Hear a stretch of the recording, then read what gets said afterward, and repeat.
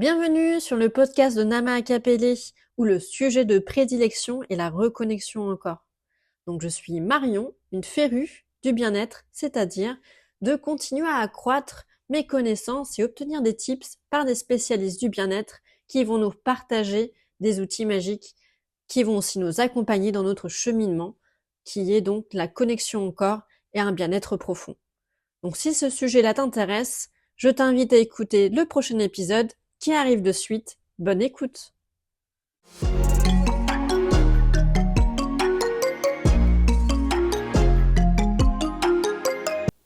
Hello. Et bien dans cet épisode, tu vas pouvoir découvrir un échange avec Véronique Ribou pour pouvoir parler des effets et du pouvoir qu'a les mandalas sur nous.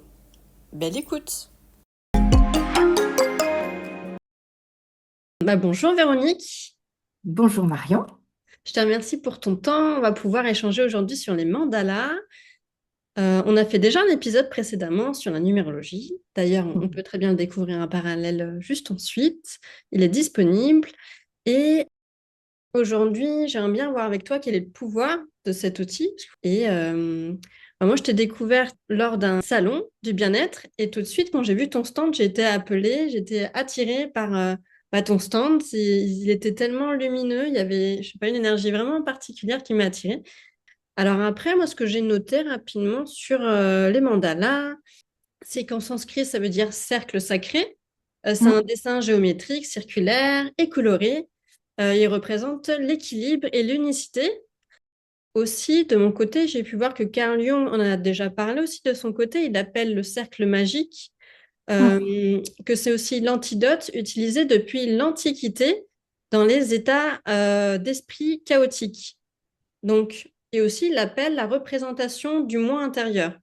Donc, est-ce qu'on pourrait dire que le pouvoir de cet outil permet de nous accompagner dans la reconnexion à soi-même et donc sortir du chaos dans le but de se déployer? Qu'est-ce que tu en penses là, comme ça, juste pour commencer?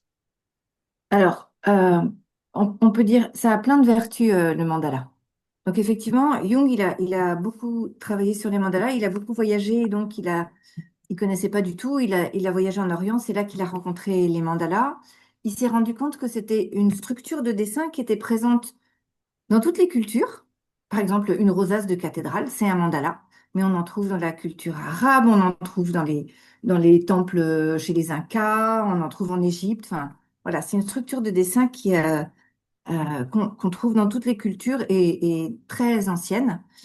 Et Jung, il dit que c'est un archétype, c'est-à-dire qu'en fait, c'est une structure de dessin qui parle à l'âme humaine. Et lui, bon, c'était un psychanalyste, donc euh, il a réfléchi là-dessus et en fait, pour lui, le mandala, c'est, ça représente, donc le mandala le plus simple qu'on puisse faire, c'est un cercle avec un centre.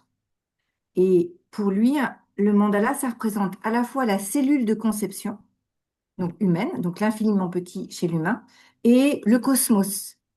Et donc c'est pour ça que le mandala, on le retrouve dans la plupart des traditions spirituelles, parce que ça connecte le petit être humain au cosmos et à l'univers, d'où le côté spirituel en fait de ces dessins. C'est pour ça qu'on retrouve souvent ça par exemple, dans une cathédrale ou dans des édifices religieux, des dessins de structure mandala. Et donc, alors il y a plusieurs façons, il y a plein de façons d'utiliser le mandala. Mais si tu es, par exemple, dans la mise en couleur du mandala, on trouve plein de cahiers à la Fnac de coloriage de mandala. Euh, Ça rétablit un ordre intérieur, ça harmonise, ça calme, ça structure. Et Jung, il disait que ça ramène vers le soi, c'est-à-dire que ça unifie ta personnalité, ton âme, et ça connecte, qu'on en soit conscient ou pas, à sa partie spirituelle. Et pour lui, le mandala, colorier ou créer des mandalas, c'était un support d'ancrage euh, et de sécurité. Voilà. Et c'est pour ça que quand moi par ailleurs, je travaille avec le mandala thérapeutique. C'est une des utilisations du mandala. Et on insiste sur un cercle extérieur parce que c'est ça qui donne la sécurité. Voilà. Et donc le mandala. Donc, si on est juste dans la mise en couleur d'un mandala, dans le coloriage, ça calme, ça concentre, ça recentre. Par exemple, moi, je suis entre autres orthophoniste et avec des patients qui sont un peu agités, je peux proposer un petit mandala à colorier 5 minutes en début de séance, juste pour qu'il se pose et que ça canalise un petit peu son énergie. Après, on peut utiliser le mandala comme outil de connexion à son soi profond. Il y a une pédagogue, une éducatrice qui s'appelle Marie Pré. Elle a rencontré le mandala et ça l'a beaucoup interpellée, les effets que ça a de colorier ou de créer un mandala. Et donc, elle a observé les effets du mandala sur des enfants et sur des adultes. Et elle s'est rendue compte que d'une part, ça amenait un état de calme et de concentration, et que d'autre part, ça faisait émerger des émotions. Et donc, Marie Pré, elle a travaillé sur les recherches de Jung, sur le fonctionnement du cerveau. Et en gros, quand on crée ou quand on colorie un mandala, c'est plutôt le cerveau droit qui travaille. Et le cerveau droit, il est connecté à l'inconscient. Et alors, ça doit être, c'est des ateliers qui sont guidés, hein, j'ai été formée à ça.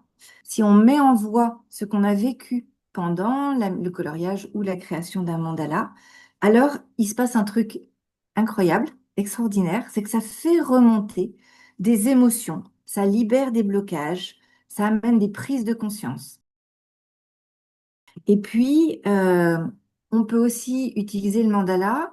On a une structure de mandala. Les gens ont des feutres et chacun à leur tour, ils vont créer des éléments du mandala. Et ça sert à créer du lien dans un groupe, ça sert à harmoniser un groupe, ça fait une expérience de création commune. Voilà, donc c'est une expérience très intéressante, le mandala de groupe. Et puis, moi, je suis orthophoniste, entre autres. Et il y a aussi des mandalas pédagogiques. C'est un peu comme des cartes mentales, mais c'est une façon de présenter des informations sous forme spatiale, visuelle, et, euh, et on peut l'utiliser par exemple en grammaire.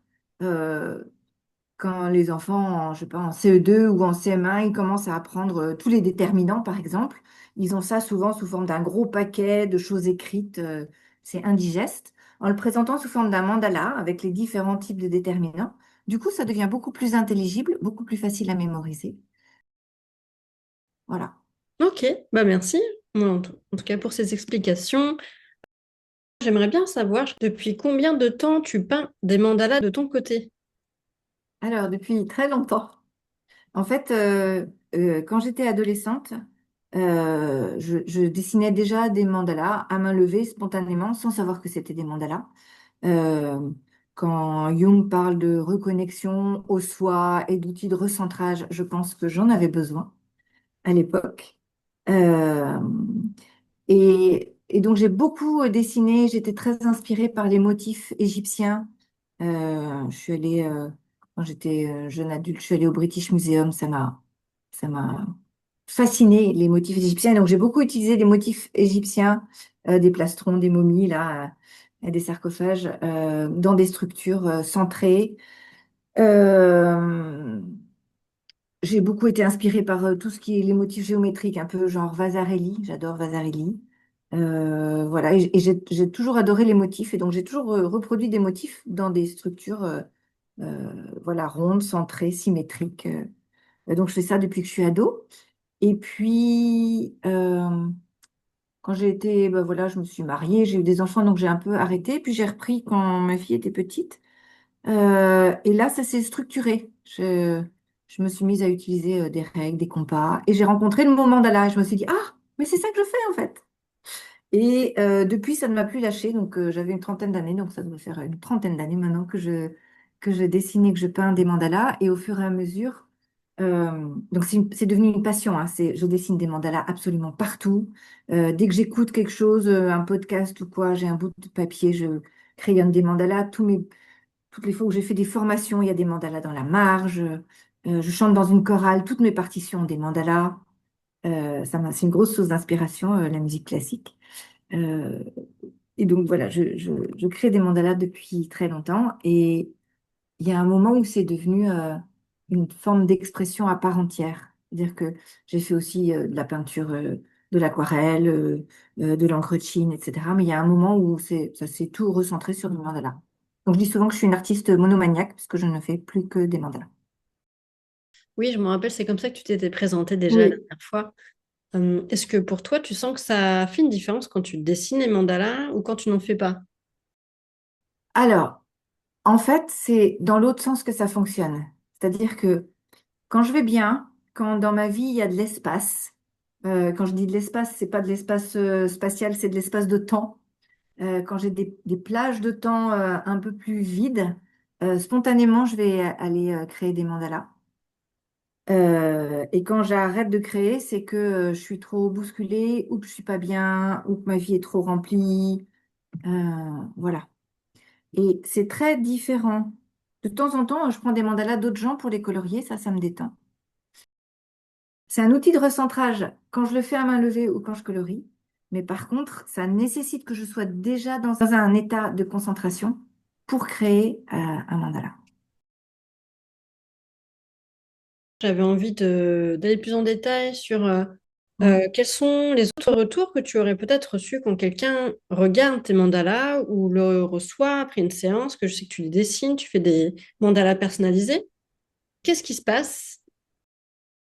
Il y a des personnes, face à certains mandalas, il y a des personnes qui se sentent aspirées vers le mandala et d'autres qui ont l'impression que c'est le mandala qui vient vers eux. Donc il y a des mouvements comme ça. Il y en a qui voient du mouvement euh, dans mes mandalas, qui les voient vibrer, bouger, tourner. Ça me surprend beaucoup hein, parce que moi, je me rends pas compte quand je crée. Alors, ça fait pas ça avec tous les mandalas que je crée. Mais il y en a quand même pas mal qui ont cet effet-là sur les gens. Et c'est déjà arrivé que quand j'expose, par exemple dans un salon, les gens passent devant mon stand et donc ils voient sur le coin de leur regard, ils s'arrêtent et ils tombent en arrêt. Ça m'est arrivé plein de fois, ça. Tu vois, les gens regardent pas particulièrement, puis il y a quelque chose qui vient les chercher, ils s'arrêtent et ils font waouh. Ça m'a pas mal surprise au début, mais voilà, je trouve ça chouette. Euh, et puis après, dans les mandalas hors ceux que je crée, il y a bien sûr les mandalas tibétains euh, qui, qui contiennent des symboles qui font partie de la culture hindoue et de la culture bouddhiste, euh, qui représentent les différents aspects de l'univers et donc sont des œuvres d'art en elles-mêmes avec toute une signification symbolique et méditative. Et donc, c'est des guides de méditation, les mandalas tibétains. Quand on les regarde de l'extérieur vers l'intérieur, euh, ça transforme l'univers de la souffrance vers un univers de joie et de bonheur. Et quand on va vers l'extérieur, euh, ça expand. Le but du podcast, c'est de trouver des outils, de partager des outils qui accompagnent la reconnexion au corps. Est-ce que pour toi, les mandalas, tu penses que ça permet de le faire? À partir du moment où ça demande de la précision, du cadrage, de la précision du geste, quelque part, c'est une façon d'utiliser. Tu utilises ton corps, en fait, quand tu mets en couleur, quand tu colories ou quand tu dessines. Et je dirais plutôt que c'est une reconnexion aux émotions. Après, c'est une reconnexion au corps dans la mesure où ça va générer un état de calme ou un état d'apaisement. Euh, donc, c'est une reconnexion au corps dans ce sens-là aussi. Ok, ça peut être fait de manière inconsciente presque. Ouais, ouais. Je pense pas que ce soit conscient, hein. Mais je te dis, le fait de, que ce soit graphique, de la couleur, de la création, tu vois, il y a de la création même dans la mise en couleur, ça connecte à l'inconscient. Donc, il y a des choses qui se passent au niveau inconscient. Si tu avais un message à faire passer ou quelque chose en particulier qui te tient à cœur à développer, s'il y a quelque chose que tu aimerais nous partager. Dans les salons, il y a beaucoup de gens qui me demandent si je fais des ateliers pour apprendre à dessiner des mandalas. Et c'est un truc que je me suis pas encore lancé. Je sais pas pourquoi ça bloque. Je pense qu'il y a pas, pour le moment, il n'y a pas trop de place dans ma vie pour ça. Mais c'est quelque chose que j'aimerais bien faire. Ça, des ateliers pour apprendre aux gens à dessiner. Euh, il y a des structures géométriques de ce qu'on appelle la géométrie sacrée. Je pense que c'est le mandala que tu as eu toi. Par exemple, la fleur de vie, Mm. qui est des cercles autour d'une base de 6 cercles. Euh, et donc ça, c'est des choses qui sont relativement faciles à apprendre et qu'après, donc la personne peut apprendre à tracer ce genre de dessin et les mettre en couleur après. Donc ça, c'est un truc que j'aimerais bien. Qu'un jour je vais faire, mais je pense que ça fait 3 ans que j'ai une liste de gens, je dois avoir au moins une vingtaine de personnes sur ma liste. Tu peux Je m'y peux t'y ajouter. ajouter? Bon, il va falloir que je fasse ça un jour. En tout cas, il y a beaucoup de gens qui aiment créer ou mettre en couleur des mandalas. Et on peut avoir l'impression que le mandala doit forcément être un truc hyper structuré. Or, si vous regardez les mandalas qu'ont créé Carl Jung, où il y a le peintre Chagall qui a créé des mandalas, et c'est des formes complètement libres à l'intérieur d'un cercle avec un centre. Donc, c'est assez vaste en fait, le mandala. Et je vous recommande, si vous aimez mettre en couleur, il y a justement Marie Pré, elle a créé des livres de coloriage de mandala pour tous les âges. Donc il y a des structures très simples pour les enfants petits et il y a des reproductions de rosaces de cathédrales de France ou du monde à mettre en couleur. Donc là, parfois c'est beaucoup plus fin et minutieux. Mais voilà, j'ai pas encore créé mon propre livre de coloriage de mandala. Mais bon, il en Très bien. existe tellement. C'est peut-être pas nécessaire. Est-ce que tu aimerais bien? Oui, mais il y en a déjà tellement que c'est pas forcément ce qui me fera le plus vibrer. Ok. Si je devais conclure par ça, je crée vraiment des mandalas pour aller mettre de la beauté et de l'harmonie chez les gens. Bon, en tout cas, moi, quand je t'avais découvert, ça me faisait ça. J'aurais pu prendre une chaise et rester toute la journée sur le stand avec un petit bouquin. Tu pourras venir me voir au mois de septembre, pour de Champéret, si tu veux. En tout cas, si vous souhaitez découvrir Véronique un peu plus, donc apparemment, ça peut être au mois de septembre prochain. J'ai mon compte Instagram, Véronique Ribou, tout attaché, où il y a des reproductions de mes mandalas et on peut me contacter par ce biais-là. Et donc potentiellement, tu vas nous proposer des ateliers de dessin de mandala aussi. Peut-être, plutôt en 2027, mais Ok. Et voilà. bah, si ils souhaitent faire une séance de numérologie, d'avoir un dessin personnalisé aussi, un mandala personnalisé, c'est possible aussi. Voilà. Je fais des mandalas personnalisés, même si j'ai pas fait de séance de numérologie à la personne. C'est-à-dire on peut commander un mandala personnalisé pour quelqu'un, pour offrir, par exemple, ou se faire un cadeau à soi. Et à chaque fois, je propose un petit livret de 2 pages qui est une sorte de mini-thème condensé avec les, les, les énergies lumineuses des nombres. Et puis, bien sûr, on peut, si, alors sur Instagram, c'est des reproductions toutes petites, mais si vous voulez venir voir mes mandalas, je suis dans la région parisienne et donc vous pouvez mettre un message et, euh, et venir voir mes mandalas chez moi. Bah, merci beaucoup, Véronique, Merci pour Marion. tous tes partages, ton expérience et toute ton aventure parcourue avec le mandala. Et eh bien, je te dis à bientôt. À très bientôt. Merci.